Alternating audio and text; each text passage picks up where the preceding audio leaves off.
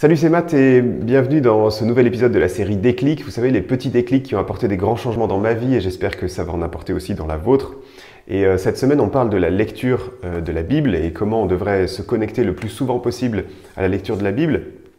Et je vous transmettais notamment l'idée que vous devez lire la Bible en entier en un an.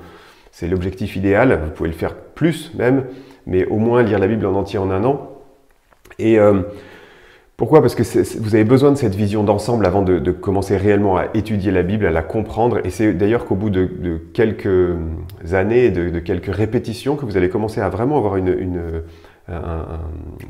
votre âme exercée, vos yeux exercés à bien comprendre l'ensemble de la Bible. Et c'est qu'à partir de ce moment-là où on peut commencer à décortiquer et à comprendre des passages précis, à étudier la Bible de façon précise. Donc ne vous détournez pas de cet objectif-là, mais dans cette vidéo, j'avais envie de vous partager 4 techniques pas très connues ou peu utilisées qui permettent de casser la routine de monotonie de lecture, parce que là, si vous faites ce que je viens de vous dire, vous allez lire beaucoup de chapitres et puis à un moment, vous pouvez avoir envie de faire un petit peu différemment. Donc, ajoutez plutôt ces techniques-là, mais sans rogner sur le temps que vous passez à vous connecter à l'ensemble de la Bible de façon systématique et massive, j'allais dire. Le premier, c'est ce que j'ai essayé une fois, c'était de lire. Moi, j'avais consacré à peu près une demi-heure à la lecture de la Bible tous les jours. Donc, c'est mes trajets en voiture, hein, si vous vous rappelez, je vous ai déjà partagé ça. Donc, en audio, évidemment, hein, je ne lis pas ma Bible sur le volant. Mais je consacrais à peu près une demi-heure. Et un jour, je me suis dit, mais j'en ai marre, j'ai l'impression qu'il y a tellement de choses et que je vais beaucoup trop vite. Donc je me suis dit, eh ben là, pendant un moment, je consacre une demi-heure, mais à un seul verset. Donc du coup, pendant une demi-heure, je ne lis qu'un seul verset. Je le choisis quand même un petit peu, je ne prends pas au hasard, mais au début, je me suis dit, c'est peut-être un peu stupide comme idée, je vais m'ennuyer rapidement. Mais c'est incroyable le nombre de choses que vous pouvez... que Dieu utilise pour vous parler à travers un seul verset et à travers une lecture répétée comme ça pendant un temps assez court finalement de ce même verset. Et laissez venir toutes les significations de chaque mot, de chaque terme.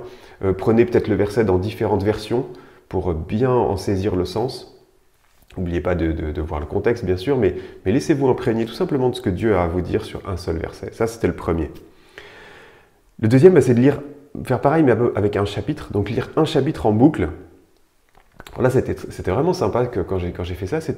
L'idée c'est de lire un chapitre en boucle tant que vous n'avez pas quelque chose à retirer pour vous, pour aujourd'hui, dans votre vie, tant que vous n'avez pas compris quelque chose de fondamental, tant que vous dites pas ah, enfin ce chapitre m'a appris quelque chose. Et ça je l'ai fait pendant je sais plus à peu près 1 ou 2 mois. Chaque fois je lisais un chapitre et je le lisais en boucle, jusqu'à ce que je puisse dire oui, j'ai compris quelque chose. Alors, c'est pas forcément de comprendre le chapitre en entier, hein, c'est d'avoir découvert quelque chose pour moi. Et ça, c'est super parce que ça permet vraiment de rester sur la parole de Dieu tant qu'on n'a pas découvert quelque chose. Troisièmement, c'était lire 2 ou 3 fois chaque chapitre ou chaque livre. Mais simplement là, pas dans l'idée de lire en boucle, hein, l'idée juste de lire 2 ou 3 fois chaque chapitre pour comprendre de nouvelles choses. Et vous allez vous rendre compte que quand vous avez lu qu'une seule fois un chapitre et vous passez au chapitre suivant, en fait vous n'avez pas été touché par grand chose, votre esprit divague un petit peu, vous loupez des informations. Et quand vous lisez déjà 2 fois, il y a des trucs, vous dites ah oui, la première fois je n'avais pas tout à fait compris.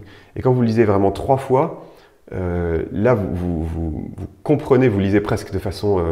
vous allez voir que vous lisez de façon beaucoup plus fluide la 3e fois parce que vous savez déjà un petit peu, vous avez compris déjà l'organisation des paragraphes, des versets, l'argumentation, si c'est une argumentation ou l'histoire, et vous vous laissez beaucoup plus toucher. Donc ça peut être une technique aussi pour, quand je vous disais, lire 2 ou 3 fois la Bible dans l'année.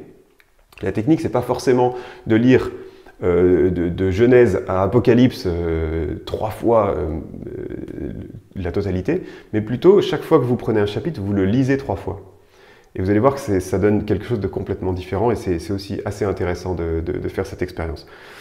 Et la 4e technique, c'est d'utiliser des versions très différentes de ce que vous utilisez d'habitude. Alors je ne vous le conseille pas pour commencer, mais plutôt pour casser une routine, une certaine monotonie qui pourrait s'installer. Vous pouvez utiliser par exemple des versions paroles vivantes, ou la traduction dynamique du Nouveau Testament, qui est un peu plus longue, mais qui du coup, au niveau du sens, peut vous éclairer sur des choses que vous n'aviez pas vues. Ou vous pouvez faire absolument l'inverse, c'est-à-dire prendre la version Chouraki par exemple, qui est hyper littérale, qui est d'ailleurs assez ardue à lire comme ça. Mais ça aussi, ça peut être très intéressant parce que du coup, ça utilise des termes qu'on utilise très peu d'habitude et qu'on ne connaît pas. Voilà, j'espère que ça vous a inspiré. En tout cas, lisez votre Bible par vous-même, lisez-la beaucoup et que Dieu vous fasse découvrir des trésors à l'intérieur.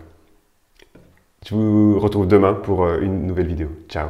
Si tu aimes, clique sur j'aime, c'est la façon la plus simple de partager et d'inspirer d'autres personnes. Je t'invite aussi à t'abonner pour ne pas louper les prochains épisodes et pour oser changer tout ce qui doit changer dans ta vie. Tu peux aussi me retrouver sur entrepreneurchrétien.com pour plus d'outils et de ressources pour mettre tes talents en action pour la gloire de Dieu. Alors à bientôt!